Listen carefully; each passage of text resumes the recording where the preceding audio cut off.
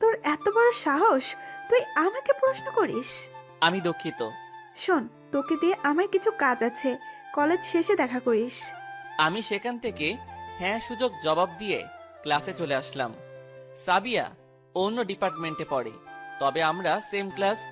আর হ্যাঁ, সাবিয়ার সাথে আমার কেমনে দেখা হলো সেটা ক্লাসের ফাঁকে বলি। কলেজে প্রথম ক্লাস আজ, তাই কলেজে আসতেছি গেটের সামনে দিয়ে। ঢুকতেই পা কার সাথে যেন বাড়ি খেয়ে কার উপরে যেন পড়ে গেলাম। পরে চেয়ে দেখি নিচে পরীর মতো একটা মেয়ে মেরে উঠে চলে গেল। এখান থেকে তাকে চিনি, তারপর অন্যভাবে খোঁজ নিয়ে পরিচয় জানতে পারছি। এদিকে ক্লাস শেষ হয়েছে, বাকিটা পরে শুনিয়েন। ক্লাস শেষ করে বাহিরে যাচ্ছি, তখনই কলেজ থেকে বাসার দিকে যাব। তেমন সময় কে যেন আমার পিছনে শার্টের কলার ধরেছে। পিছনে তাকিয়ে দেখি সাবিয়া। তখনই মনে পড়লো সে আমাকে তো ছুটির পর দেখা করতে বলেছিল, কিন্তু সেটা তো আমার মনে ছিল না। জানি না এই মেয়ে আমাকে কি করবে, যেহেতু রাগী আর তার কথা শুনিনি। কি রে, তোকে যে বলেছিলাম ক্লাস শেষে আমার সাথে দেখা করবি?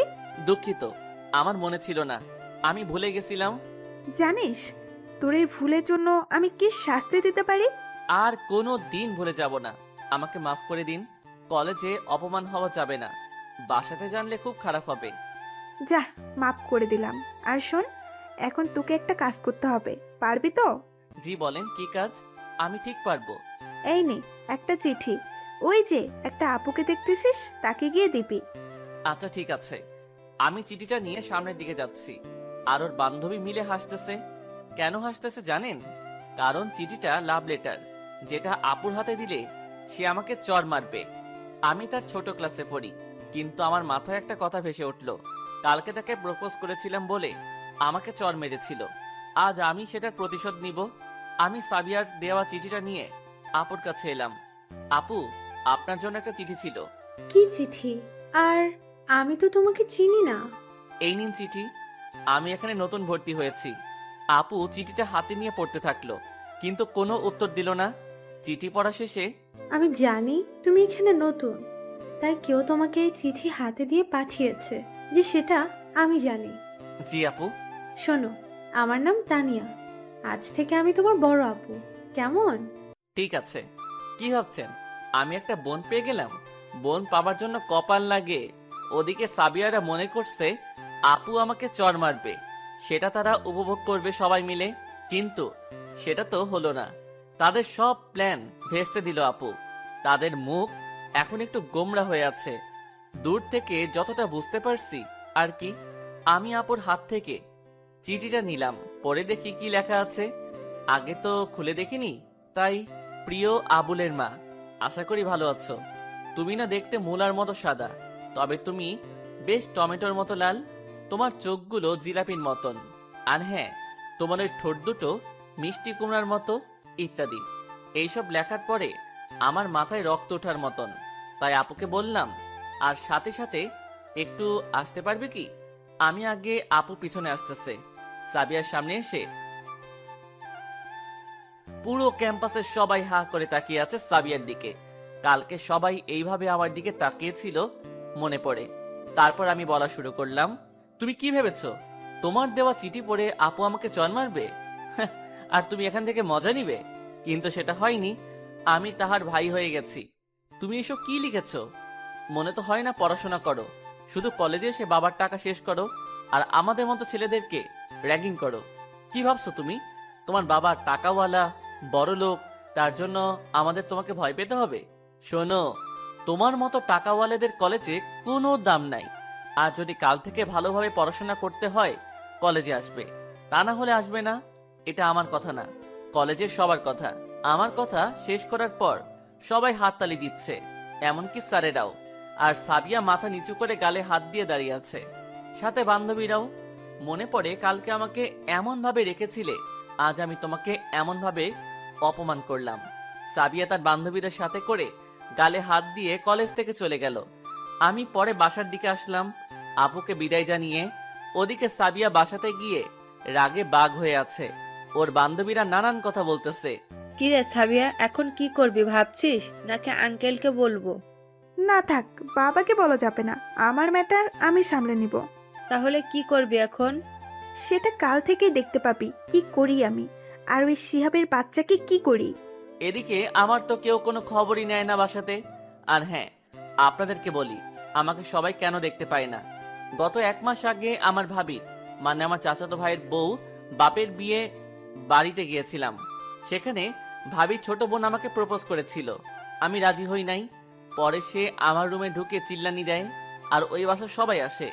আমি নাকি তাকে জোর করে কিস করতে চাইছিলাম, তার শরীরে নাকি হাত দিতে চেয়েছিলাম। এইরকম একটা মিথ্যা কথা বলে আমাকে ফাঁদে ফেলে, আর আমার পরিবার সেটা সত্যি বুঝে নেয়। আমার কথা কেউ শোনেনি। এরপর থেকে কেউ আমাকে দেখতে পারে না। আগামীকাল কলেজে গিয়ে দেখি তানিয়া আপু। পরের দিন কলেজে গিয়ে আমি একদম চমকে গেলাম। আমি কাকে দেখতেছি? এটা সাবিয়া নাকি অন্য কেউ? অবাক হওয়ারই কথা, যে মেয়েকে কোনোদিন মডার্ন ড্রেস ছাড়া কলেজে আসতে একদিনও দেখিনি, সে কিনা আজ শাড়ি পরে আসতেছে। সত্যি বলতে সাবিয়াকে অনেক সুন্দর ও পরীর মতো লাগতেছে। আমি নিজে আরো একবার প্রেমে পড়ে গেলাম, কিন্তু প্রেমে পড়ে কোনো লাভ নাই। আমি একটা খ্যাত, আমার সাথে কেই বা প্রেম করবে? সেদিন প্রপোজ করে যে অপমানটি করেছে তা আজও মনে আছে। একটু পর আর তাকে দেখা হলো না, কই যেন মিলিয়ে গেল। কিন্তু তাতে আমার কি? তখনই তানিয়া আপু, কি খবর শিহাব? এমন করে কাকে দেখছিস? কি যে বলেন আপু, কাকে দেখবো? ভালো, চল ওদিকে গিয়ে বসি। আমি আপুর সাথে ক্যাম্পাসের এক সাইডে গিয়ে বসলাম, আপু আর আমি। কিন্তু ওদিকে একপাশে তাকিয়ে দেখি সাবিয়া, কিন্তু ওদিকে লক্ষ্য করা যাবে না। আপু আমার পরিচয় জানতে চাইলো। আচ্ছা, তোর তো পরিচয়টা আমাদের এখনো দেসনি। আমি কি পরিচয় দেব বলো? আমি যে একটা খ্যাত। শোন, আমি না তোর আপু, মিথ্যা বলবি না। আসলে আমি এই শহরের ব্যবসায়ী আজিজুল রহমানের ছেলে। খুব ভালো কথা। এত বড় একজন ব্যবসায়ী ছেলে হয়ে তুই এমন খ্যাত হয়ে চলিস কেন? সেটা অনেক বড় কথা, পরে বলবো। তখনই আমার সামনে একটি অবিশ্বাস্য ঘটনা ঘটে, যা দেখে আপুও বটে অবাক হয়েছে। সাবিয়া এসে আমাকে, শিহাব, তুমি আমার চোখ খুলে দিয়েছো। আমি এখন তোমাকে ভালোবেসে ফেলেছি। আমি শুধু সব সময় তোমারই কথা চিন্তা করি। I love you. শোনো, আমার সাথে মজা করবে না। আমি তোমার সাথে কোনো মজা করতেছি না, সত্যি বলছি। সাবিয়ার এমন কথা শুনে আমিও আর থাকতে পারলাম না, তাকে সোজা রাজি হলাম। ও আপুকে বিদায় জানিয়ে সাবিয়ার আর আমি ক্লাসে গেলাম। আজ অনেক ভালো লাগতেছে, কারণ কেউ এই প্রথম আমাকে আপন করে নিল। ক্লাস শেষ করে সাবিয়ার সাথে একটু সময় কাটিয়ে বাসাতে চলে আসলাম। আমাদের সামনে পরীক্ষা, আমার কাছে 1 টাকাও নেই। আমাকে তো আর কেউ টাকা দেয় না। আপনাদের তো একটা কথা বলতে ভুলেই গেছি, আমার এক বন্ধু আছে রোমান। ওর বাবা মার সাথে গ্রামে বেড়াতে গেছে, তাই আপাদের বলা হয়নি। আমার যে কোনো সময় টাকা লাগলে রোমান দেয়। আমি ওকে বলি না, তাও কেমন করে যেন বোঝে যায়। রোমান আমার পুরো ঘটনা জানে। যদি বলি এত আমাকে টাকা দিস কেন, তখন বলে তোর প্রয়োজন তাই দেই। যেদিন আমার লাগবে সেদিন আমাকে দিবি, আগে তুই নিজের পায়ে দাঁড়া। কিন্তু আজ রোমানকে বলা যাবে না, কারণ পরীক্ষার ফি 5,000 টাকা। আমার পরিবারের কেউ আমার সাথে কথা বলে না আজ 2 মাস হয়। আমাকে কোনো পড়াশোনার খরচও দেয় না। দেখি আজ বাবাকে কথা বলে টাকা দেয় নাকি। বাবার কাছে গেলাম, বাবা আমার একটা কথা ছিল। কি বলবি বল, সময় নেই আমার। আমার সামনে পরীক্ষা, 5,000 টাকা ফি লাগতো। আমার এত টাকা বেশি হয়নি যে ভিক্ষা দিব। আমি তার কথা শুনে আর সামনে থাকলাম না, কারণ যে নিজের ছেলেকে ফকির বলতে পারে আর কি বোঝার বাকি থাকবে। যে মিথ্যা কথার কারণে আমাকে এত অবহেলা করতেছে তা একদিন বুঝবে। আম্মুর কাছে গেলাম, আম্মু আমার পরীক্ষার কিছু ফি লাগবে। শোন, আমার টাকার পাহাড় নেই যে তোকে টাকা ভিক্ষে দেব।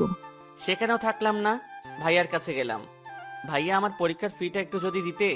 শোন, আমার আগলা টাকা নেই, তাই তোকে দিব, যা ভাগ। দোস্ত, তোর আর আমার পরীক্ষার ফি দিছি, কোনো চিন্তা করিস না। ধন্যবাদ। এই বলে ফোনটা কেটে দিলাম। রোমান জানে আমার বিষয়ে, তাই আর কিছু বলতে হলো না। মনে হয় শহরে এসেছে, তাই খোঁজ নিয়ে জানতে পেরেছে। এদিকে আমি খুব কান্না করতেছি, কারণ তারা 2 মাস কোনো খবর নেয়নি, এবং সাথে কি খাবার দিয়েছে সেটার জন্য কোনো অভিযোগ করিনি।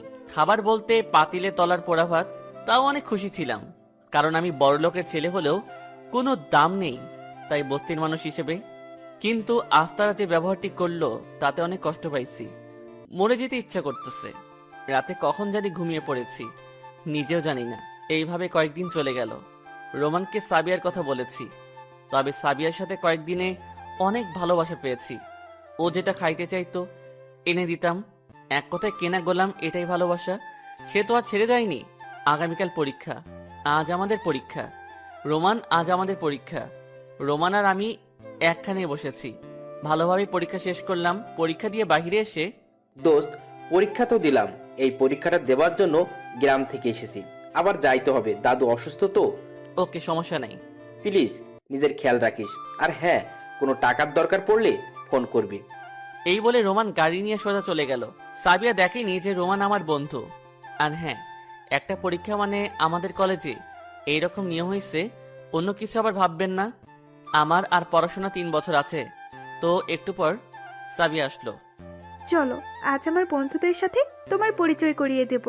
আমি সাবিয়ার সাথে গেলাম ক্যাম্পাসে, কিন্তু সেখানে গিয়ে শোনো, এ হলো আমার খ্যাত পিএফ।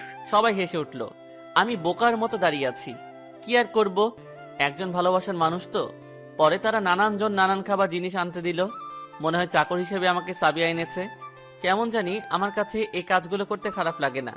তাও আমার একজন ভালোবাসার মানুষ আছে তো। কিন্তু আজ একটা সমস্যা হয়েছে। তানিয়া আপু আমাকে এই করতে দেখে। আপুর সাথে দেখা করা যাবে না, তা না হলে বকা দিবে। আপুও আমার একজন আপন মানুষ, নিজের ভাইয়ের মতোই দেখে। কিন্তু আমি আপুকে এড়িয়ে চলি একটু। বেশ কয়েকদিন গেল, সাবিয়া সেই চাকরের মতো করে নানান কাজ করে নেয়। আর বাসার কথা কি বলবো, ওই যে সেদিন একটু কথা বলেছিলাম, আর আজ পর্যন্ত কেউ কোনো কথা বলে নাই। সামনে দেখলে এড়িয়ে চলে। এখনো তাদের অবহেলা শেষ হয়নি। সামান্য বিষয়ের জন্য ভাবতেই কান্না চলে আসে। কিন্তু কি করব, এটাই যে আমার নিয়তি। কাউকে কিছু বলতে পারিনি, এমনকি আপুকেও বলিনি। বাহিরে সব সময় হাসি খুশি থাকি, তো বুঝতে পারে না। আর হ্যাঁ, আমি বাসাতে আসলে আর বাহিরে বের হই না। কেমন করেই বা বের হব? আমি তো থাকি একটা নিচতলার রুমে, সেখানে কেউ আমাকে দেখতে আসে না। সেদিন থেকেই তো আমার উপরে আরামে থাকার যোগ্যতা হারিয়ে ফেলেছি। থাক, আর কিছু বলতে পারবো না। অনেক কান্না আসতেছে। আপনারা বুঝেই নিন আমি কত ভালো আছি। আজকে রেজাল্ট দিবে, সেজন্য কলেজে গেলাম। গিয়ে দেখি আজও রোমান আসে নাই। ওর দাদা নাকি মারা গেছে। শুনেছিলাম আপুর সাথে গিয়েই দেখা হলো। বোনকে তো ভুলেই গেছিস। যাই হোক, দেখবো আজ রেজাল্ট কেমন করিস। আমি কিছু বললাম না। আপুর সাথে রেজাল্ট দেখতে গেলাম। গিয়ে যা দেখলাম, তাতে আমি আর আপু খুশিতে আত্মহারা। মানে আমি প্রথম, রোমান দ্বিতীয়, সাবিয়া তৃতীয়। আপু অনেক খুশি হয়েছে। সেই খুশিতে একটু পর সাবিয়া বলে, শোনো, আজ আমার বাসাতে পার্টি হবে, তোমরা সবাই আসবে কিন্তু। এই বলে চলে গেল। কিন্তু একটা বিষয় খটকা লাগলো। সবার উদ্দেশ্য করে বলো, আমাকে কেন একবারও আলাদাভাবে বলো না? হয়তো বলার প্রয়োজন মনে করেনি বা মনে নেই, এই কারণে আমাকে বলেনি। যাই হোক, আমি তাও যাব। অনেক দিন হয় ভালো খাবার খাই না। যদি আজ ফ্রিতে ভালো খাবার খেতে পারি। কি ভাবছিস রে? ভাবছি পার্টিতে যাব। তুমি যাবে তো? আমার সময় হবে না। এই বলে আপুর সাথে আড্ডা দিয়ে বাসাতে চলে আসলাম। কিন্তু রোমানের জন্য মন খারাপ। ও যদি আজ থাকতো অনেক খুশি হতো, কিন্তু নাই। আমি যেই বাসাতে আসলাম, আমার নিজের রুমে ঢুকলাম, সামনে দিয়ে ভাইয়া গেল, কিন্তু একবারও বলল না যে কেমন রেজাল্ট করেছি। আমার কি কপাল, এত ভালো রেজাল্ট করেও কেউ কোনো খবর নিল না। তাই মনের দুঃখে কান্না করতে করতে ঘুম দিলাম। আর হ্যাঁ, আমার কিন্তু দুপুরে কোনো খাবার জোটে না, পানি খেয়ে থাকতে হয়। শুধু সকাল আর রাতে জোটে। বিকাল 5টার দিকে ঘুম থেকে উঠলাম, তখনই মনে পড়ল আমাকে তো পার্টিতে যেতে হবে। রেডি হচ্ছিলাম, কিছু ভালো জামা কাপড় ছিল, সেগুলো পরলাম। তখনই উপরে রান্নাঘর থেকে ভালো খাবারের সুগন্ধ আসতেছিল। মনে হয় কোনো আত্মীয় আসবে। ভাবির কণ্ঠে শুনতে পেলাম তার নাকি বোন আসবে। কিন্তু এটা শুনে চিন্তাতে পড়লাম, আবার আমার সাথে খারাপ কিছু হবে না তো? যা হবে পরে দেখা যাবে। সাবিয়াদের বাসার সামনে আসলাম। অনেক সুন্দর করে সাজানো, তবে আমাদের মতো বড়লোক না, আমাদের চাইতে একটু নিচে হবে। এমন সময় মনে পড়ল, আমি কিসের বড়লোক? আমি তো একটা, না থাক। ভিতরে গেলাম। গিয়ে সাবিয়াকে দেবার মতো কিছু ছিল না। কিছু টাকা ছিল, এটা দিয়ে একটা ফুলের তোড়া কিনে দিয়েছি। সবাই নানান রকম গিফট দিচ্ছে, কিন্তু আমি কিছুই দিতে পারলাম না। অনেক খারাপ লাগলো বিষয়টা। একটু সাইডে যেতেই দেখি খাবারের আয়োজন, নানান রকম খাবার। বড়লোক বলে কথা। দুপুর থেকে পানি খেয়ে আছি, অনেক খিদে লেগেছে। তাই দেরি না করে খেতে বসলাম, দেখি সবাই এসেছে আমাদের ক্লাসের। ওদিকে ধ্যান না দিয়ে খেতে শুরু করলাম। ভালো খাবার অনেক দিন পর খেলাম। খাওয়া শেষে দেখি সবাই আমার দিকে তাকিয়ে আছে। আমি এত খুশি, খেয়াল না করে একপাশে গিয়ে দাঁড়াতেই আমাকে কে যেন ডেকে নিয়ে গেল। কিন্তু সেখানে দেখতেছি কলেজের সবাই। সাবিয়া একটা জায়গাতে দাঁড়িয়ে কিছু বলবে মনে হচ্ছে। আমাকে সাবিয়া পাশে নিল। সবাই এখানে আসার জন্য ধন্যবাদ। তবে আজ যে উদ্দেশ্যে পার্টি সেটা হলো, আমার পাশে যাকে দেখছেন সে নাকি আমাকে ভালোবাসে, কিন্তু আমি তো মনে করি আমাকে ভালোবাসার তার কোনো যোগ্যতাই নেই। তুমি কি আমাকে অপমান করতে চাও? হ্যাঁ, সেই জন্যই তো তোকে এখানে ডেকেছি। তুই কি ভেবেছিস তোকে আমি ভালোবাসবো? তোর সেই দিনের চর মারার রিভেঞ্জ নেবার জন্য আমি তোর সাথে নাটক করেছি, তাই তো কলেজের সবার সামনে তোকে ডাকা হয়েছে। আর তুই তো একটা ছোট লোক, তোকে কেমন করে ভালোবাসবো আমি ভাবলি কেমনে? যেদিন আমার বাবার মতো বড় লোক হতে পারবি সেদিন দেখা যাবে। এরপর সাবিয়া দারোয়ান ডেকে আমাকে ঘাড় ধাক্কা দিয়ে বের করে দিল। আমি তখনও বোবা, কানে কিছুই যাচ্ছে না। কলেজের সবাই তো হাসাহাসি করতেছিল। আমার সব ইচ্ছা শেষ। আমি এত বোকা, আগে জানতাম না। যাকে এত ভালোবাসলাম সেও এত পর করে দিল। বোবার মতো হাঁটতে হাঁটতে বাসাতে আসলাম। আমার মাথায় কিছুই ঢুকতেছে না। নিজের রুমে এসে সাবিয়ার কথা ভাবতেছি। সে কেন আমার সাথে এমন করলো? কলেজের সবার সামনে আমাকে অপমান করলো। আমার মান সম্মানের কথা একবারও ভাবলো না। সত্যি বলতে ভুলটা আমার। আমি যদি সেখানে খাবার লোভে না যেতাম তাহলে অপমান করতো না। কি করব বলেন? এটাই যে আমার কপালে আছে। যাকে ভালোবেসেছিলাম সেও নাটক করেছে। তাকে কিছু বলতে পারলাম না। রুমে শুয়ে আছি, তখনই কে যেন দরজাতে নক করতেছে। কিন্তু আমার রুমে তো কেউ আসে না। কে আবার আসলো? আজ এত বড় ভাগ্য। রুমের দরজা খুলতেই দেখি ভাবির বোন। তাকে দেখে আমার কলিজা শুকে গেল।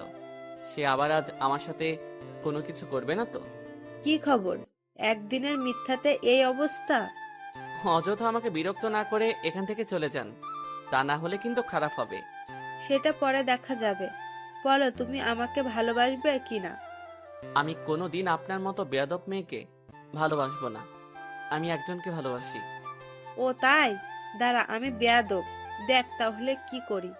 মিম আমার রুমের ভিতরে আসলো। এসে দরজা লাগিয়ে দিয়ে চিল্লাতে চিল্লাতে লাগলো, বাঁচাও, বাঁচাও, বাঁচাও। এই আপনি এমন চিল্লাচ্ছেন কেন? দেখ তোর অবস্থা আমি কি করি। আমি বুঝে গেলাম আজ থেকে আমার আর এই বাড়িতে থাকা হবে না। এর চিল্লানি এতক্ষণ আমার বাসায় সবাই শুনেছে। আমার আর কিছু করার নেই। আমাকে আজ সবকিছু সইতে হবে। একটু পর দেখি দরজাতে কেউ ধাক্কা দিচ্ছে। মিম গিয়ে দরজা খুলে দিল। দরজা খুলতেই দেখি ভাইয়া, ভাবি, বাবা, মা সবাই এসেছে। মিম ভাবির কাছে গিয়ে দাঁড়ালো। এখানে কি হয়েছে মিম? আপনার ভাই আমাকে দরজা দিয়ে জোর করে কিস করতে চাইছিল। এ কি মেয়ে বাবা, এত মিথ্যা কথা বলে? তোর মতো খারাপ ভাই থাকা মানে আমাদের সব মান সম্মান শেষ। তোকে আজ উচিত শিক্ষা দিব। কি আর করার, নীরবে সব সইতে হবে। কিছু করার নাই। আমার কথা যে কেউ আর শুনবে না। এই বেয়াদবটাকে আজ এমন শিক্ষা দেব যাতে কোনোদিন আর কোনো মেয়ের দিকে চোখ তুলে তাকাবে না। এই বলে ভাইয়া বাবা আমাকে ইচ্ছা মতো মারতে থাকে। আমার সামনে দাঁড়িয়ে থাকা মা একটি বারও বারণ করলো না। কেউ আমার কথাটা একবার শুনলো না। আমাকে মেরে অজ্ঞান করে চলে গেল। পড়ে রইল নিথর দেহ। আমি আজ ভেবেই নিয়েছিলাম আমার সাথে এমন কিছু একটা হবে। সেটাই সত্যি হলো। আমি রুমে একা পড়ে রইছি, দেখার কেউ নাই। এখন ভোর 4টা বাজে। প্রায় 8 ঘন্টা পর জ্ঞান ফিরে এলো। যেখানে পড়েছিলাম সেখানে পড়ে আছি। কেউ একটি বারও দেখতে এলো না। তাই সিদ্ধান্ত নিলাম আমি এই বাড়ি ছেড়ে চলে যাব। যেখানে আমার কোনো দাম নাই সেখানে আমি কেন পড়ে নিজের জীবন শেষ করব? তাই আজ আমি এই বাড়ি ছেড়ে চলে যাব। কিন্তু আমার তো যাবার কোনো জায়গা নাই। যেখানে যাব সেখানে সবাই এমন করবে। তা বাদে আমার কাছে একটা টাকাও নাই। যাই হোক আমি চলে যাব। কিন্তু আমার শরীরের যে অবস্থা, হাঁটাই মুশকিল। তাও চলে যাব। যাওয়ার আগে 3 জনের নামে 3টা চিঠি লিখে রেখে গেলাম। একটা সাবিয়ার জন্য, বাবা মা ভাইয়ার জন্য। চিঠিগুলো আমার বিছানার উপর তাদের দেওয়া মোবাইলের উপর রেখে গেলাম, যদি কোনোদিন চোখে পড়ে। আর সাবিয়ারটা পোস্ট অফিসে দিয়ে গেলাম। এখন ভোর 5টা। কেউ ঠিকভাবে ওঠেনি। আমি শুধু একলা হাঁটতেছি। কোনো দিক দিয়ে কোন দিকে যাচ্ছি কিছুই জানি না। আর আসার সময় কিছুই নিয়ে আসিনি। প্রায় 1 কিলোমিটার হাঁটার পর দেখি তানিয়া আপু আমার সামনে। আমার অবস্থা দেখে আপু আমার কাছে ছুটে আসলো, কিন্তু আপু আমাকে দেখলো কেমনে, মনে হয় সকালবেলা জগিংয়ে বেরিয়েছে। আপু আমার কাছে এসে দাঁড়াতেই কি রে শিহাব, তোর এই অবস্থা কেন? আমি কিছু বলতে পারতেছি না। মায়ের খাবার পর থেকে গায়ে কথা বলারও জোর নাই। কষ্ট করে হেঁটে চলে আসলাম।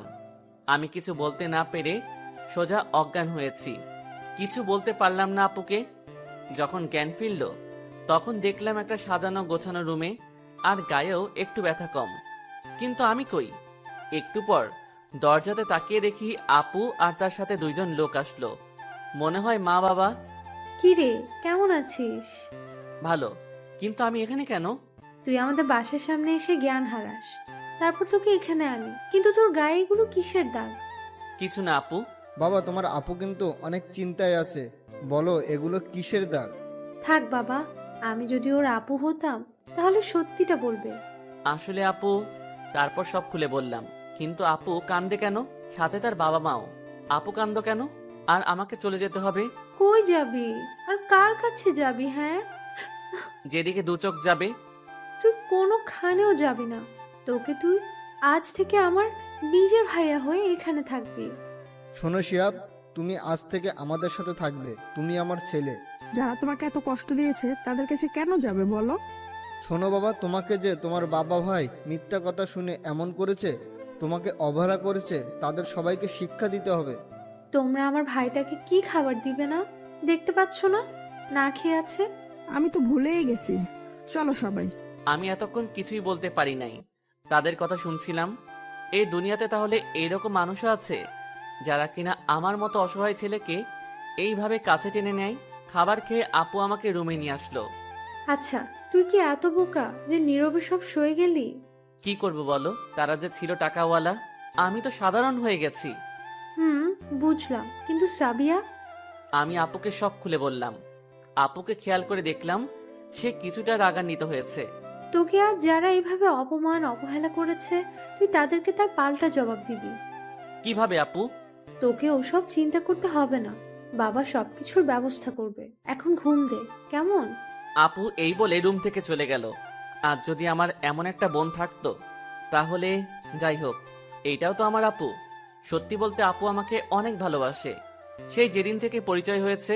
ওদিকে সাবিয়া চিঠিটি পেয়েছে। চিঠি খুলে দেখে, প্রিয় সাবিয়া, আশা করি ভালো আছো, কিন্তু আমি ভালো নেই। বেশি কথা বলবো না, শুধু বলবো আমি তোমাকে অনেক ভালোবেসেছিলাম, কিন্তু তুমি সেটা বোঝো নাই। একদিন ঠিকই বুঝবা। সেদিন আমাকে খুঁজবে, কিন্তু পাবে না, কারণ আমি যে আজ অনেক দূরে চলে যাচ্ছি। আর হ্যাঁ, তুমি আমাকে ছোট লোক বলেছিলে না? আমি ছোট লোক না, আমি একজন বড় লোক ছিলাম। তবে বলতে পারি 2 বছর পর ফিরে আসবো। যদি ভালোবেসে থাকো অপেক্ষা করিও 2 বছর। ইতি খ্যাত। আমার চিঠি পড়ে সাবিয়া কিছুটা ভাবতে লাগলো। আমি কি তাকে অপমান করে কোনো মজা পাইছি, নাকি আমি সবার কাছে ছোট হইছি? আর আমি তাকে এত অপমান করলাম, কিছুই বললো না সে। নিশ্চয়ই এর মধ্যে কোনো রহস্য আছে। যাই হোক, আমার তাই কি। এদিকে আমি আপুদের বাসাতে বেশ আরামে আছি। মনে হয় বাবা মাকে পেয়েছি। বেশ কয়েকদিন হয়ে গেল আপুদের বাসাতে। আমি এখন পুরোপুরি সুস্থ। অসুস্থ থাকার কারণে কয়েকদিন কলেজে যাইনি। আপুও কলেজে যায়নি। তার ভাইকে রেখে নাকি কোনোখানে যাবে না। আমি নিজের পরিবারের কথা ভুলেই গেছি। কে অমন পরিবারের কথা মনে করবে বলেন, যারা নিজের ছেলের কোনো কথাই বিশ্বাস করে না, অন্য কথা শুনে নাচে। ওদিকে কয়েকদিন আমাকে কেউ দেখতে না পেয়ে আমার রুমের দিকে খোঁজ নেবার জন্য যাচ্ছে। কেননা আমি যদি রুমে থাকতাম তাহলে নিশ্চয়ই বাহিরে একবার হলেও তাদের সামনে পড়তাম, কিন্তু পড়িনি। আর আমি যদি মরে গেলেও গন্ধ বাহির হইতো, কিন্তু আমার কোনো খবর নাই। আর হ্যাঁ, ভাইয়ের শালি এখন আমাদের বাসা থেকে যায় নাই। সবাই মিলে আমার রুমে আসলো। দরজা খুলে দেখে আমি নাই। আমি তো আগে চলে এসেছি। সবকিছু রুমে ঠিকঠাক আছে, শুধু মানুষ নাই। তার পরিবর্তে 2টা চিঠি দেখা যাচ্ছে মোবাইলের নিচে। চিঠি দুটো তুলে হাতে নিয়ে বাবা, একটা ভাইয়া, একটা নিল। তারপর, প্রিয় বাবা, আমার সালাম নেবেন। আমি আপনার এমন হতভাগা ছেলে যে কিনা আপনাদের মুখের সামনে দেখে বাবা বলে ডাকতে পারি নাই। জানেন, আপনি যে কারণে আপনার ছেলেকে অবহেলা করেছেন তা ছিল একদম মিথ্যা। আমি কোনোদিন ভাইয়ার শালিকে কিছু করতে চাই নাই। সে আমাকে প্রেমের প্রস্তাব দিত বারবার। আমি রাজি হই নাই বলে সে এমন নাটক করেছে। আর আপনারা আমার কোনো কথা না শুনেই তার কথা শুনেছেন। একটিবারও আমাকে কিছু বলতে দেন নাই। আমি সব কিছু মেনে নিয়েছি, কিন্তু কষ্ট পেয়েছি কোন দিন জানেন? আপনারা আমাকে দুবেলা কুকুরের খাবার খাওয়ান, তাও মন খারাপ করিনি। কিন্তু যখন সামান্য পরীক্ষার ফির জন্য আমাকে ভিখারি বানিয়েছিলেন, সেদিন খুব কষ্ট পাইছি। কারণ মানুষ ভিখারিকেও এমন করে বলে না। আর আপনি জানেন কি, আমি এই বছরে আপনাদের ডিপার্টমেন্ট প্রথম হয়েছি। যাই হোক, আর কিছু বলবো না, শুধু একটা কথাই বলবো, আমি নির্দোষ, আমার কোনো দোষ নাই। আর হ্যাঁ, তোমরা ভাইয়ার শালিকে কিছু বলবে না, কারণ সে আমার ছোট বোন, আমি তাকে বোনের চোখে দেখেছি।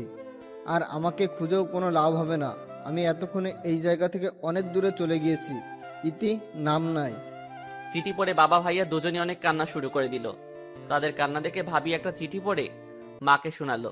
তারপর তারা দুজনে কান্না শুরু করলো, কারণ চিঠি দুইটাতে সেম কথা লেখা। এই চিঠি পড়ে তারা নিজেকে নানান কথা বলতে লাগলো, কিন্তু বলে কোনো লাভ নাই। আজ আমার নিজের কারণে আমার ছেলেকে হারিয়ে ফেললাম। কিন্তু কোনো লাভ নাই, আমি আর তোমাদের কেউ না। আমার নতুন পরিবার পাইছি, তাদের কোনো দিন ভুলতে পারবো না। ওদিকে আমাকে কয়েকদিন না দেখে সাবিয়া কেমন জানি শূন্যতা অনুভব করতেছে, আর ভাবছে আমি কি তাহলে সত্যি শিহাবকে ভালোবাসি, না এটা হতে পারে না। নানান বিষয় নিয়ে ভাবতে থাকে, শুধু আমাকে নিয়ে ভাবে। কোনো লাভ নাই চান্দু, আমি আর তোমাকে কোনো দিন আপন করে নিব না। এখন বর্তমানে আজ আপুকে অনেক রাজি করিয়ে কলেজে পাঠালাম আমার ডিপার্টমেন্টের খবর নিতে। আপু কলেজ চলে গেল, আমি মার সাথে আড্ডা দিতেছি। বাবা অফিসে গেছে। বাবা মা মানে চিনলেন না, আঙ্কেল আন্টি। এখন বিকাল, আপু কলেজ থেকে আসার পালা। কিন্তু আপু যখন কলেজ থেকে এলো, তার মনটা দেখি ভীষণ খারাপ। মনে হয় কোনো খারাপ খবর আছে। আপু, তোমার মন খারাপ কেন? কি হয়েছে? কিছু না, তুই তো আর আমাকে আপু বলতে পারবি না। ধুর, তুমি কি আবল তাবল বলছো? কি হয়েছে বলো তো? আপু মার কানে কি যেন বলল, নিমিষে তার মনটাও খারাপ হলো। আমি ভাবতে লাগলাম আমার পরিবার থেকে আর কোনো খবর পাইনি তো। মা, তোমাদের হয়েছেটা কি? বলবা কি কিছু? তুই আর আমাদের হলি না রে। তুমি কলেজ থেকে বিদেশে যাওয়ার স্কলারশিপ পেয়েছো। আগামী 8 তারিখে তোমার ফ্লাইট। সবাই খুব খুশি, আমি মন মরা। কারণ আজ 4 তারিখ, আর 3 দিন বাকি আছে। মনটা একেবারে খারাপ হয়েছে।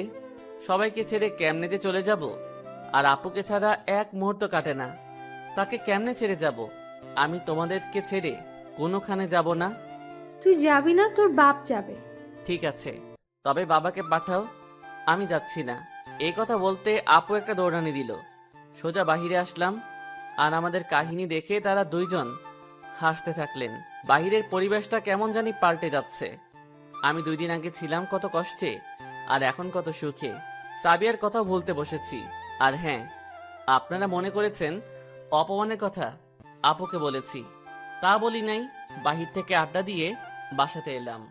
রাতে খাবার খাচ্ছি, তখনই আপু একটা কথা মনে করিয়ে দিল সবার সামনে। মনটাই খারাপ করে দিল। কি রে, সাবিয়ার সাথে কি কোনো কথা হয় না? না, হয় না, বাদ দাও তো এসব। ওকে, তুই যা, ভালো মনে করিস। তবে মেয়েটা দেখতে কিন্তু হেব্বি, তোর সাথে ভালো মানাবে। আপু, তোরা দুজন কিশোরী করলি বলতো? আর সাবিয়াটা কে? হ্যাঁ, ওটা তোমাদের ছেলে। আপুকে আর কিছু বলতে দিলাম না। না মানে আমার বন্ধু। এইভাবে দুষ্টমির মাধ্যমে খাবার খাওয়া শেষ হলো। আগে নিজের বাসাতেও ভাইয়া ভাবির সাথে কত মজা করতাম খাবার টেবিলে, কিন্তু সেগুলো আর মনে পড়ে না। অবহেলা সইতে সইতে এমনই হয়েছে যে আমি কে আর আগে কোথায় ছিলাম সব ভুলে গেছি। পরের দিন সকালবেলা ঘুম থেকে উঠে দেখি বাসাতে অনেক ভালো ভালো খাবার রান্না করা হচ্ছে, কিন্তু কিসের জন্য? আর কে আসবে? আপু, আজ বাসাতে কে আসবে? আর এত আয়োজন কেন? সময় মতো দেখতে পাবি, যা ফ্রেশ হয়ে নে আগে। কেন যে একটা বলতে গেলাম। যাই হোক, আবার খিদেও লেগে গেছে। ওদিকে সাবিয়া গত রাতে ঘুমাতে পারে নাই। আমার কথা চিন্তা করে রাত চলে গেছে। কয়েকদিন হলো এমন একটা জিনিস মিস করতেছে যে সে কোনোভাবেই বুঝতে পারতেছে না। সে নানানভাবে চিন্তা ভাবনা করে এটাই প্রমাণ পেল যে সে আমাকে ভালোবেসে ফেলেছে, কারণ সে আমার দুষ্টমি অনেক মিস করে। তার কথা শোনার মতো কেউ নাই, কোনো অভিযোগ করে নাই ইত্যাদি। সে ভয় পাচ্ছে আমি তাকে আপন করে নিব কিনা, কিন্তু আমি তো কোনো দিন তাকে আপন করব না। এদিকে আমি সোজা এসে খেতে বসলাম। ওই দাঁড়া, সবাই একসাথে খাবো। সবাই মানে কে আসবে? হ্যাঁ, সেটা না হয় আসলেই দেখতে পাবি। তানিয়া, ছেলেটার হয়তো খিদে লাগছে, খেতে দে মা, বারণ করিস না, পরে না হয় আবার খাবে। ঠিক আছে। আমি আমার মতো বসে গেলাম, কিন্তু তখনই কে যেন কলিং বেল চাপলো। আপু গিয়ে দরজা খুলতেই অবাক। আমার এখান থেকে আবার দরজা দেখা যায়। আপু, এ কাকে ডেকেছে? এ তো সাবিয়া, কিন্তু এখানে কেমন করে আসলো? শালার কপালটাই খারাপ, এই আপু যে এত বাড়াবাড়ি করে যা বলতে পারবো না। সাবিয়াকে দেখে মা চলে এসে, তানিয়া, মেয়েটা কে রে? তোমার ছেলের বান্ধবী কাল রাতে বলল যে। মা সেখান থেকে গিয়ে বাবাকে আবার সোজা ডেকে আনলো। মনে হচ্ছে আমার বউ বাড়িতে এসেছে, তেমন অবস্থা শুরু হয়ে গেছে। আপনারা আবার ভাবেন না যে আমি সাবিয়াকে ভুলে গেছি। ভালোবাসি, তবে প্রকাশ করব না। তাকে আগে তো কিছুটা শিক্ষা দিতে হবে। বাবা আসতেই সাবিয়া সালাম দিল। তোমার বাবার নাম কি? সাইফুল ইসলাম। শুনেই বাবা কিছুটা অবাক হলেন। আচ্ছা, তুমি ব্যবসায়ী সাইফুলের মেয়ে না তো? হ্যাঁ, আমি তারই মেয়ে। আরে বলো কি, ও তো আমার সেই বন্ধু। বলনি তো তার মেয়ে আছে? শোনো, তোমরা পরে গল্প করিও, আগে খেতে চলো। খেতে এসে সাবিয়া কিছুটা অবাক হলো, কারণ আমি এখানে থাকবো সে কোনোদিন ভাবতেই পারে নাই। আমার সামনে এসে বসলো, কিন্তু কোনো লাভ নাই। আমি তাহার দিকে তাকাচ্ছি না, আমি নিজের মতো করে আছি। সাবিয়া আমার সাথে কথা বলার জন্য নানা চেষ্টা করতেছে, কিন্তু পাচ্ছে না। সে কেমনে কথা বলবে? আমি তো তাকে কোনো সুযোগ দিতেছি না। শোনো সাবিয়া, তুমি হয়তো অবাক হচ্ছ তোমাকে কেন ডেকেছি। আর হ্যাঁ, শিহাব আমার ছোট ভাই। জানি আপু। আমার ভাইয়া স্কলারশিপ পেয়েছে, 2 দিন পরে চলে যাবে, তাই তোমাকে এখানে ডাকা। সাবিয়া আর কিছু বলতে পারতেছে না। যাকে যেমন ভাবছিল সে তেমন না, তার চাইতে বড়। সাবিয়া আড্ডা দিয়ে চলে গেল, কিন্তু আমি তার সাথে একবারও কথা বলি নাই। আপু বিষয়টা লক্ষ্য করেছে বটে। ওদিকে আমার ভাইয়া কলেজে খোঁজ নিয়ে জানতে পারে আমি বিদেশ চলে যাচ্ছি, কিন্তু আমি কলেজে আসি না, তাই আমার কোনো খবর পেল না। বাসাতে এসে বাবাকে বললে বাবা খুশিতে আত্মহারা হন, কিন্তু লাভ কি?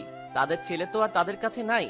এই কথা মনে হতেই নিমিষে সব খুশি চোখের পানিতে পরিণত হয়। কান্নায় ভেঙে পড়েন। তাদের ছেলেকে অবহেলা করেছিল, সামান্য 5,000 টাকা দিতে পারে নাই। সেই ছেলে আজ কিনা বিদেশে পড়তে যাবে, ভাবা যায়? ভাইয়া কিছুটা শোকাহত হয়ে তার শালিকে চর মারতে চায়, কিন্তু মারতে পারে না। তাকে যে আমি ছোট বোন মেনেছি। ভাইয়া তার শালিকে সব খুলে বলে। সেটা শোনার সাথে সাথে সে ভাইয়ার কাছে ক্ষমা চায়। আর হ্যাঁ, আমি 2 বছরের জন্য বিদেশে চলে যাচ্ছি, মনে থাকবে তো? আবার পরের দিন আপু, শোনো, কোনো মেয়েদের দিকে তাকাবি না, আর শুধু পড়াশোনা করবি। সব ঠিক আছে, কিন্তু তোমাদের ছেড়ে যাইতে ইচ্ছে করতেছে না। ভালো একটা কাজ কর, তোকে যাওয়া লাগবে না। আরে ছেলেটার সাথে রাগ করতেছিস কেন? তুই কি ওকে ছাড়া থাকতে পারবি না বল? পারবো না মানে? অবশ্যই পারবো। আমার যখন বিয়ে হবে তখন তো থাকতেই হবে। ইস কি শখ! তোমাকে কে বিয়ে দিবে? হ্যাঁ, যে বিয়ে করতে আসবে তাকে। এই কথা বলেই সেদিনের মতো দৌড় দিল। চলো আপু, আশপাশটা একটু বেড়ে নেই। চল। আমরা বেড়াতে কলেজে যাচ্ছি। আর হ্যাঁ, আমার সব কাগজপাতি আপু ঠিক করেছে। পাইছি একটা আপু। কলেজে যেতেই দেখি সাবিয়া আমাকে দেখে আমাদের দিকে আসতেছে। শোন, তুই সাবিয়ার সাথে কথা বল, আমি আসতেছি। আমাকে একা ডেকে চলে গেল। যার সামনে আমি আসতে চাই না সে আমার সামনে বারবার চলে আসে। শিহাব, তোমাকে কিছু বলার ছিল। জি, কি বলবেন বলেন। না মানে, বলতেই আমি সেখান থেকে সোজা বাসাতে আসলাম। আমার এমন কাহিনী দেখে আপুও পিছনে আসলো। বাসাতে এসে রাতে তুই কি ভেবেছিস আমি কিছু জানি না? আমি সব জানি। একটা না হয় ভুল করেছে, তার জন্য এমন করিস? এখন ঘুমাবো, কালকে সকালে যাইতে হবে আমাকে, মনে নাই? এই বলে ঘুমের দেশে গেলাম। পরের দিন সকালে সবকিছু রেডি, সবাই প্রস্তুত। রেডি হয়ে বিমানবন্দরে এলাম, কিন্তু এখানেও মাথাটা গরম হয়ে গেল। সাবিয়া এসেছে, আপু কাজ পায় না, কিছু না, শুধু বিরক্তিকর। আমি সবাইকে বিদায় জানিয়ে যাওয়ার জন্য রওনা দিলাম। আমি এখন বিমানে, সবার কথা মনে পড়তেছে, সবচাইতে বেশি আপুর কথা। আর নিজের পরিবারের কথা কেন যে মনে পড়ে না বুঝি না। আমি ইংল্যান্ডে এসেছি, নেমেছি, আমাকে নেবার জন্য একজন এসেছে। এইভাবে এখানে অনেকদিন কেটে গেল। আমি আমার পড়াশোনা নিয়ে ব্যস্ত। আপুর কথা মতো কোনো মেয়ের দিকে তাকাই নাই। আব্বুর সাথে প্রতিদিন কথা হয়। বাসাতে থাকতেও যেমন শাসন, এখানেও তেমন। তবে মাঝে মাঝে একটি অচেনা নাম্বার থেকে ফোন আসতো। পরিচয় চাইলে সাবিয়া বলতো, তখনই ফোন কেটে দিতাম। তার মায়াতে জড়াতে চাই না। আপু বলেছে সাবিয়া নাকি আগের চাইতে শুকিয়ে গেছে, আর প্রতি রাতে নাকি আমার জন্য কান্না করে। সে নাকি এখন আমাদের বাসাতেই থাকে, কিন্তু কোনো লাভ নাই, আগে আরো কষ্ট পাক। 2 বছর পর আজ আমার আশা 2 বছর পূর্ণ হলো। আমার পড়াশোনাও শেষ। আমি এখন বাংলাদেশে যে কোনো কলেজে একটা বড় পদে চাকরি নিতে পারবো। আমি আজ একজন বড় লোক, সেটাই মনে হচ্ছে। আপু বলেছে একটা সারপ্রাইজ আছে নাকি আমার জন্য, আর এই 2 বছরের নিজের পরিবারের কথা ভুলেই গেছি। জানি না তারা এখন কেমন আছে। আমি দেশে আসব, কাল আপনারা কি কেউ নিতে আসবেন না? প্রিয় পাঠকগণ, দেশে আসতেছি। কেমন? আমার পড়াশোনা শেষ, বিদেশের মাটিতে এখন দেশে ফেরার পালা। কিন্তু চিন্তা করতেছি একটা সারপ্রাইজ দিব। তখনই আপুর ফোন। শিহাব, কবে দেশে আসবি রে? এই তো আর কয়েকদিন পর, সমস্যা নাই, ফোন করে জানাবো। মনে থাকে যেন। আচ্ছা ঠিক আছে। এই বলে ফোন কেটে দিলাম, কারণ সারপ্রাইজ দেবার আমি আজকেই দেশের উদ্দেশ্য করে রওনা দিব। পরের দেশে বহুত থাকছি, এবার নিজের দেশে যাব। কিন্তু আমি সব ভুইলা গেছি, আমার যে একটা অতীত ছিল। যাই হোক, দেশে গিয়ে বাকিটা দেখা যাবে। কিন্তু যখন বাহির হব তখন অচেনা নাম্বার থেকে ফোন আসে। হ্যালো, কে বলছেন?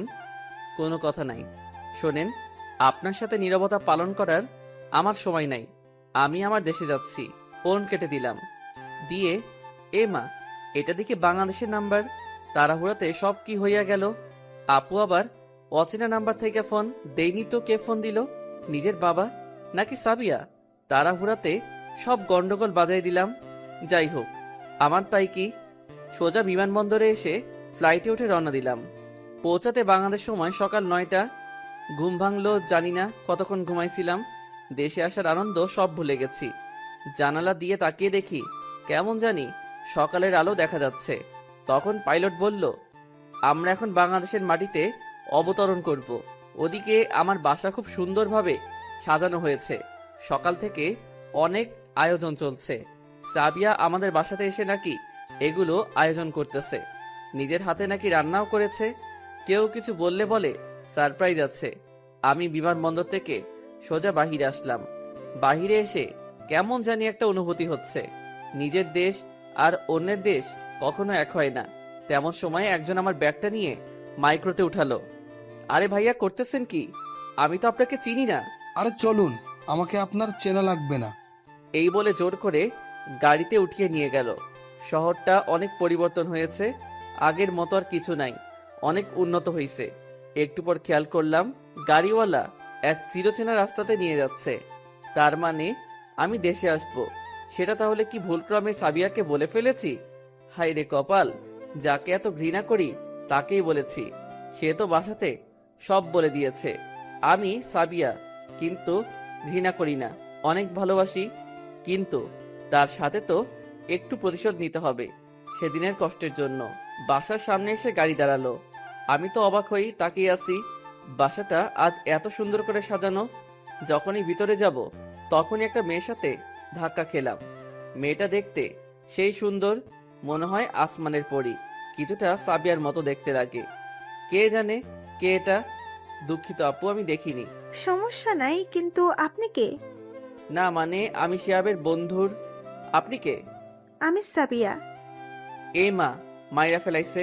এটা সাবিয়া হয় কেমনে? এত সুন্দর, আগে তো এত সুন্দর ছিল না। তা বাদে আমার জন্য নাকি প্রতিদিন কান্না করত। চোখের নিচে তো কালো দাগ থাকার কথা। আর হ্যাঁ, আপনারা কি ভাবছেন আমাকে কেন চিনতে পারলো না? শোনেন তাহলে, আমি আগের চাইতে অনেক স্মার্ট হয়ে গেছি। আগে চেহারা দেখলে মনে হবে ওটা অন্য কেউ। তখনই মনে হলো ড্রাইভার চিনলো কেমন করে? তার মানে আপু জানতো আমি আসবো। ভিতরে আসলাম। ভিতরে দেখি কারো জন্য অপেক্ষা করতেছে বাবা, মা, আপু। আমি ভিতরে গিয়ে সারপ্রাইজ। তখন সবাই মুচকি হাসলো। আপু কানটা ধরে, তুই কি মনে করেছিস আমি জানাবো না তুই আজকে আসবি? না মানে সারপ্রাইজ দিতে চাইছিলাম। তুমি কেমন করে জানলে? কাল থেকে যখন সাবিয়া বাড়িতে এসে সব কিছু নিজে সাজাতে লাগলো তখনই বুঝে গেছি। কিন্তু সাবিয়া কই? কি যে আমি কি জানি? সেটাই, তোকে তো চিনতে পারবে না। তুই অনেক পরিবর্তন হয়েছিস। তখনই পিছন থেকে কে যেন বলল। হ্যাঁ, চিনবো কেমন করে? তোমার ভাই তো মহানায়ক। তাকায় দেখি গেটের সামনের মাইয়াটা, মানে সাবিয়া। আমি সেদিকে খেয়াল না দিয়ে বাবা মাকে বললাম, কি ব্যাপার, তোমরা এত শুকাই গেছো কেন? আরে কি যে বলিস তুই? শুধু বাবা মাকে বলো, আমি তোর কে হই? আরে আপু, তুমি তো আরো মোটু হইয়া গেছো। সবাই একটা মুচকি হাসি দিল, কিন্তু পিছনের জন্য কিছু বলছে না। মনে মনে বলতেছে, আমার প্রতি এখন রাগ কমেনি, দাঁড়া দেখাবো মজা। সাবিয়ার দিকে তাকিয়ে থাকতে ইচ্ছা করে, কে না চায় এমন সুন্দর মেয়ের দিকে তাকিয়ে থাকতে, কিন্তু তাকে তো মজা দেখাতে হবে, হার মানলে হবে না। খুব খিদা লাগছে, কেউ কি খেতে দিবে না আমাকে? মনে নাই, যা ফ্রেশ হয়ে আয়। সাবিয়া, রুমটা দেখে দে তো। এ মা, সাবিয়াকে বলল কেন? আপু, তুমি যতই চেষ্টা করো না কেন, আমি প্রেমে তো পড়ে গেছি, এত সহজে মচকাবো না। চলো। জি, আমাকে তুমি করে বললেন কেন? তুমি বলবো না তো কি বলবো? কোন জমিদার, তাই আপনি বলতে হবে? না মানে, এত ভাব দেখাতে হবে না, পরে মজা দেখাবো। এটা তোমার রুম? এই বলে চলে গেল। আমি ফ্রেশ হচ্ছি, এমন সময় নিজের বাবা মার কথা মনে পড়লো। না, আর তাদের কষ্ট দিব না। বিকেলবেলা সবাইকে সাথে নিয়ে যাব, তবে ভাইয়াকে একটু মজা দেখাবো, সাথে ভাবিও আর তার শালিকেও। তারা এই 2 বছরে অনেক কষ্ট পাইছে, আর দেওয়া যাবে না, যতই নিজের মতো কেউ থাক না কেন। খাবার টেবিলে নানান রকম আইটেম দেখতেছি, দেখে জিভে পানি চলে আসলো। খাবার শেষ করলাম, কারোর সাথে কোনো কথা নাই, খাবারটা অনেক ভালো হয়েছে। বাহ আপু, তুমি তো অনেক সুন্দর রান্না শিখেছো। এটা আমি রান্না করি নাই, সাবিয়া করেছে। এখন সাবিয়া কিছুটা অবাক হয়ে আছে যে আমি কি বলবো। সেও খাবার খাচ্ছে। আরে ইংল্যান্ডে এরকম কত খাবার খেলাম, এমন খাবার শুধু আম্মু রান্না করতে পারতো। হ্যাঁ, খেয়েছো তো। রেগে তেলে বেগুন হয়ে গেছে। আপু, বলেছিলাম যে বিকালে বাসাতে যেতে চাইছিলাম, তাদের তো অনেক কষ্ট দিলাম 2 বছরে। ঠিকই বলেছিস, এবার তো দেখা কর, আর কষ্ট দিস না। তারা নিজের ভুল বুঝতে পেরেছে। ঠিক বলছো বাবা, বিকালে সবাই মিলে যাব, কেমন? আমিও একমত। সাবিয়া কথাগুলো শুনে ভাবতেছে, বলল, আমিও যাব। বিকেলবেলা সবাই রেডি হয়ে যাচ্ছি। আজ অনেক ভালো লাগছে, নিজের পরিবারের সাথে দেখা করব। আর হ্যাঁ, আপনারা মনে করতেছেন আমাকে এত কষ্ট দিল, তাদেরকে কেন মাফ করলাম?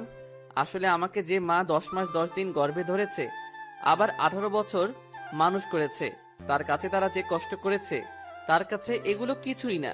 তাই রাগ করে চলে গেছিলাম, আজ আবার ফিরে আসতেছি। গাড়ি বাসার সামনে এসে দাঁড়ালো।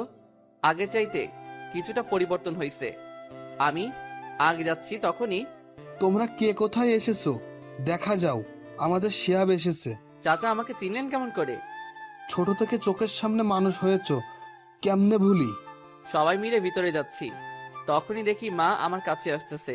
ভিতরে গিয়ে সোজা মাকে জড়িয়ে ধরলাম। মা, তুমি এত শুকিয়ে গেছো কেন, আর কেমন আছো? তোকে ছাড়া কেমনে ভালো থাকি বল? তখনই বাবাকেও জড়িয়ে ধরলাম। তুই তো এখন অনেক বড় হয়ে গেছিস বাবা। হয়েছি, আমাদের না হয় ভুল করেছি, তাই বলে এইভাবে চলে যাবি? আমাদের মাফ করে দে বাবা। ছি মা, তুই মাপ চাও কেন? আমি না তোমার ছেলে? এখন ফিরে এসেছি তো ভিতরে নিয়ে যাবে না? এরপর ভিতরে চলে আসলাম সবাই। ভাইয়ার সাথে কোনো কথা বলিনি। তারপর মায়ের সাথে সবার পরিচয় করিয়ে দিলাম। সবাই আজ অনেক খুশি, আমিও। শুধু সাবিয়া চিন্তা করতেছে, আজ নিজের মানুষদেরকে পেয়ে অনেক খুশি লাগতেছে। এই 2 বছর অনেক কষ্ট পাইছি, আর না, এখন শুধু সুখে থাকার পালা। তার আগে কিছু কাজ আছে, সেগুলো তো পূরণ করতে হবে।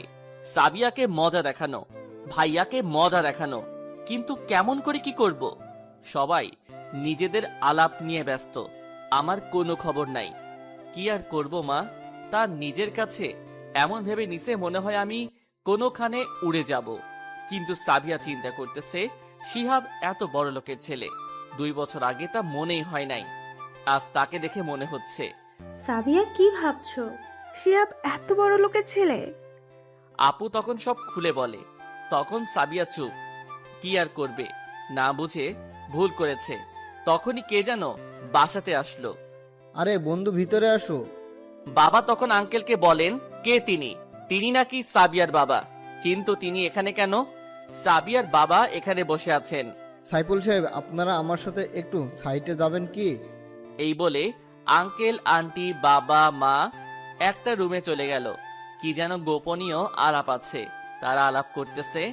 আমি সাবিয়ার বাবা, সে আপু ভাই ভাবি বসে। তখনই শিহাব, একটু এক সাইডে যাবি ভাই? কি করব বড় ভাই বলে কথা, আপুও ইশারায় যাইতে বলো। চলে আসলাম। ভাই, আমাদের মাফ করে দে, না বুঝে তোর উপরে অনেক অপমান করেছি, প্লিজ মাফ করে দে। আমি কি করব এখন নিজেও বুঝতেছি না। নিজের ভাই এমন ভাবে বলবে তা কোনোদিন ভাবতে পারি নাই। আমাকে ভাবতে দাও কি করা যায়, কাল বলবো। তখনই দেখি ছোট একটা বাচ্চা, মনে হয় ভাইয়ার মেয়ে, তাকে কোলে তুলে নিয়ে বাহিরে আসলাম। ঠিক আমার মতন হয়েছে, বসে আছি, সবাই উপস্থিত। যেটা বুঝতে পারছি আমার ভাইয়া নিবে এখন, কারণ সবার মুখে হাসির ছাপ দেখতে পাচ্ছি। শিহাব, এখন কি করবি বাবা? পড়াশোনা তো শেষ করলি। দেখি কি করা যায়। সঠিকভাবে বলো, তা না হয় আমার কোম্পানিতে যোগ দাও। আরে না আঙ্কেল, আমার একটা চাকরি হয়েছে, মানে আমাদের কলেজে আমি আমার ডিপার্টমেন্টের প্রধান হিসেবে চাকরি নিয়েছি, যেটাতে সাবিয়া পড়ে। কলেজ থেকেই আমাকে অফারটা দিয়েছে, তাই রাজিও হয়েছি। তো ভালো, এখন মূল কথায় আসি। তো আজিজুল সাহেব, আসল কথাটা বলেন আপনি। বলছিলাম যে সাবিয়া তো আমার বন্ধুর মেয়ে, দেখতেও অনেক ভালো, সব কিছুতেই ভালো, আমাদের বেশ পছন্দ। আমরা চাই তুমি সাবিয়াকে বিয়ে করো। তোমার বাবা মা মিলে আমরা এটা ঠিক করলাম, সাবিয়ার বাবাও রাজি আছে। এই কথা শোনার সাথে আমি সোজা চাঁদের দেশে চলে গেছি। শালা ভাবছিলাম মজা দেখাবো, তারপর গলায় ঝুলাবো। মজা দেখানোর আগেই ঝুলাই দিতে চাই, এটা অন্যায়। কিছু বলতেছি না, শুধু ভাবতেছি। শিহাব, আমরা সবাই রাজি, তুমিও রাজি হও বাবা। তুমি না বড়দের সম্মান করো? রাজি হও বাবা, এমন লক্ষ্মী মেয়ে কই পাবে বলো, যে তোমার অনেক খেয়াল রাখতে পারবে। শালা তাহলে আপু এই সারপ্রাইজের কথা বলেছিল। শালা শয়তান মাইয়া, তাই জন্য বলে তোকে দেখাবো মজা। সাবিয়ার দিকে তাকাই দেখি খুশিতে ভাসতেছে, তার সাথে আপুও। যদি রাজি হই তাহলে এই মাইয়া তো আমারে শেষ করে দিবে। কি করব ভাবতেছি, আমি একলা হয়ে গেলাম।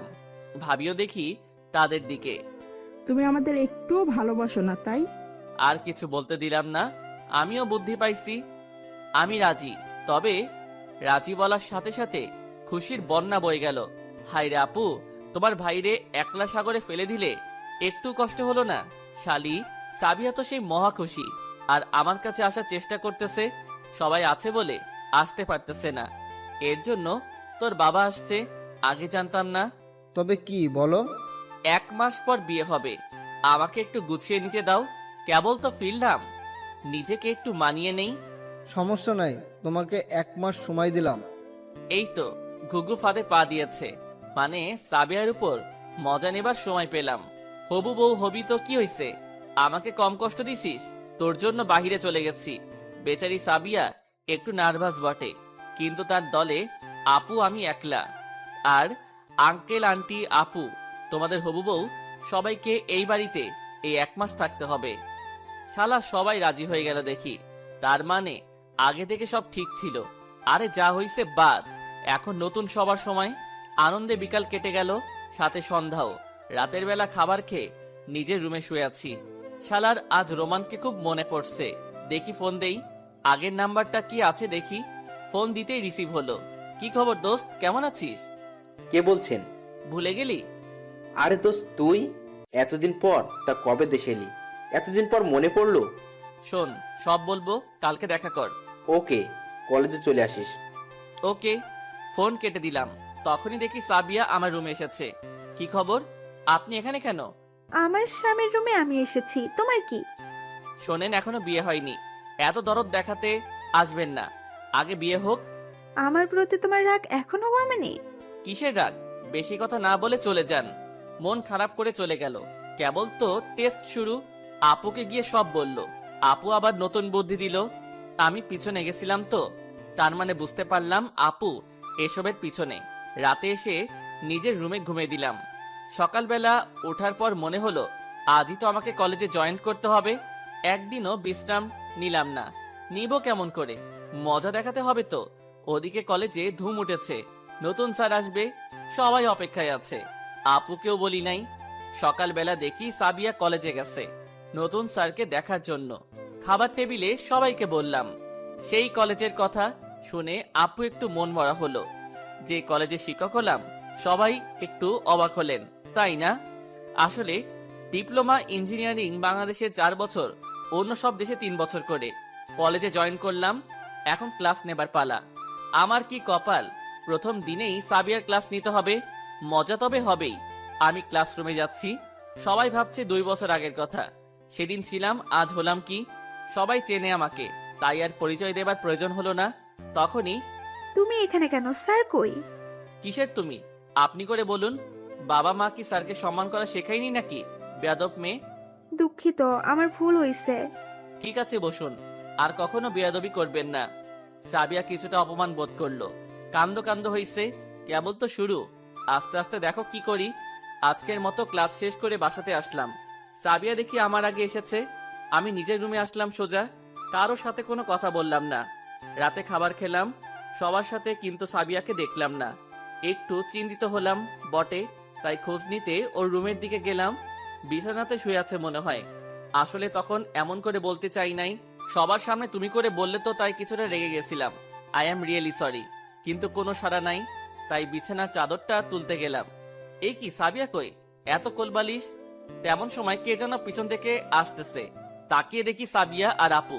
কি মনে করে এখানে? আর বিছানাতে কি করেন? হ্যাঁ না মানে, কি না মানে বলিস রে, সোজাসুজি বল। আপু, আপনি একটু অন্য পাশ হন তো। এই বলে আস্তে আস্তে আমার দিকে আসতে থাকলো। কিন্তু হচ্ছেটা কি? আমার কাছে আসতেছে কেন? একটু পরই আমাকে মানে সোজা কিস করলো। আমি ভাবতেও পারি নাই, কিন্তু বাধাও দিলাম না। কি আর করব, কতকাল এমন হয়ে থাকি। নিজের হবু বউ কিস করছে, সমস্যা কি? প্রায় কিছুক্ষণ পর ছেড়ে দিল। সোজা এক দৌড়ে নিজের রুমে আসলাম। কি লজ্জা! বড় আপুর সামনে এ কেমন মেয়ে বাবা? এইভাবে বেশ কয়েকদিন গেল। বাসাতে সবাই আনন্দ নিয়ে ব্যস্ত, আমি তো কারো, আমার কোনো খোঁজই নাই। সাবিয়াকে নিয়ে ব্যস্ত সবাই। আমি কে? মনটাই বলতেছে আজ সাবিয়াকে মজা দেখাবো। যেমন ভাবা তেমন কাজ। সামনে কি হয় আপনারা শুধু দেখতে থাকুন। আজ সাবিয়া প্রেমের পরীক্ষা নিব। আমি আমার এক বান্ধবীকে বললাম, তোকে আজ আমার জিএফ হবার নাটক করতে হবে। ও রাজিও হলো। সবকিছু ঠিকঠাক, এবার অ্যাকশনে যাবার পালা। ওদিকে দেখি সাবিয়া আসতেছে, তখনই নাটক শুরু। সাবিয়া যেদিকে আসতেছে, সামনে দাঁড়িয়ে বান্ধবীর কোলে মাথা রাখলাম। সাবিয়া মনে হয় দেখে ফেলছে, তাই আগের চাইতে আরো জোরে হেঁটে আসতেছে। তোকে না আমার অনেক ভালো লাগে। তোকে আমি যদি বিয়ে করতে পারতাম, কিন্তু হবে না। আমার যে বিয়ে ঠিক হয়েছে। এই কথা শুনে দেখি সাবিয়া। এই যে, আপনি এখানে কি করেন? আর ওনার সাথে আপনার কি কোনো লজ্জা নাই? আরে আপনি কে? এমন করে কথা বলছেন কেন? ও তো আমার বিএফ হয়। সাবিয়া আর কিছু বলল না, রাগে জ্বলতেছে। আমি শুধু চেয়ে দেখতেছি। রাগলে হেব্বি লাগে। সাবিয়া রাগ করে কাকে যেন ফোন করতে চলে গেল। যাক, আমার তাতে কি? দোস্ত, তুই সেই দিলি। এই বলে আরো কিছুক্ষণ আড্ডা দিয়ে বাসাতে যাচ্ছি। প্রায় ঘন্টা তো হবেই। যাই গিয়ে মেয়েটা রাগ ভাঙাতে হবে। বাসাতে এসে দেখি বাসাতে সবাই কেমন জানি খুশি খুশি। আমাকে দেখে আরো খুশি। মনে হয় কারো বিয়ে হবে। এত কিছু দেখার সময় নাই। নিজের রুমে সোজা আসলাম। এসে ঘরে দেখি নতুন জামা কাপড় রাখা। কেউ একজন পরে নিতে বলো। কথা মতো সবকিছু পরে নিলাম, কিন্তু আমাকে বর্বর লাগতেছে কেন? তখনই কে যেন পেছন থেকে আমার চোখগুলো বেঁধে দিল। সাথে হাতও। না পারছি হাসতে, না পারছি কাঁদতে। আমি কোনো কথা কেউ শুনছে না। এমন সময় পিছনে কিছু একটা অনুভব করতেছি। তখন সোজা আমার সাথে নিজেই নিচে চলো, তা না হলে সোজা গুলি করব। কিন্তু আর কিছু বললাম না। শালা আমার বাড়িতে এই সব, কিন্তু আমার বিয়ে সেটা বুঝলাম। তাহলে কি সাবিয়া তখন, তাহলে কি ফোন করে বাসাতে কি সব আয়োজন করতে বলছে? শালার মেয়ে বাবা। আচ্ছা, তোকে আমি মজা দেখাবো। তোকে বিয়া করাইতেছি। নিচে আসলাম। আমার চোখ এখনো খোলা হয় নাই। যতটা বুঝতেছি সবাই উপস্থিত আছে। একটু পর কাজী সাহেব আসলো। আমার সবকিছু লিখতেছে, কিন্তু একটা জায়গাতে আটকে গেল। সেটা হলো আমি সাইন করব না। শালা দেখি কেমনে বিয়ে হয়। সবাই বলতেছে সাইন করতে, কিন্তু আমি করব না। চোখের বাঁধনও খুলে দেবে না। আমি কোনোদিন সাইন করব না। দেখি তোমরা কি করে করাও। আবার শালা সেই লোক। যদি জানতে পারতাম কে, তাহলে খানিক হাঁকিয়ে দিতাম। সাইন করবে নাকি গুলি চালাবো? আমি জীবনের ভয়ে সাইন করলাম, সব কিছু সফল হলো। আবার কবুল বলার সময় বাধা দিলাম, কিন্তু এই শালা লোকের কারণে হলো না। আবার সেই ভয়, জীবন গেল, আর আসবে না। বেঁচে থাকলে আরো বিয়ে করতে পারবো। একটু পর চোখ খুলে দিল, সাথে দেখি সাবিয়া বসা। শালার মেয়ে আমার জীবনটাই শেষ করে দিল। কেমন দিলাম বর? দূর ভাগ। একটু পর দেখি সবাই হাসতেছে আর বলতেছে, বোতলের মুখে জিম্মি করে বিয়ে, তাহলে ওটা গুলি ছিল না? সোনার সাথে এমন রাগ হয়েছি সবাই, ভয় উপরে উঠে গেছে 1 মিনিট। কিন্তু শালার বউ যায় নাই। পালাতে চাইছিলাম, সে সুযোগটাও দিল না। আমার কষ্টের কোনো প্রতিশোধ নেওয়া হলো না। এখানে আমাকে বউ টানতে টানতে বাসর ঘরে নিয়ে যাচ্ছে। সবাই দোয়া করবেন যেন আসল কাজটা করতে পারি আজকে রাতেই।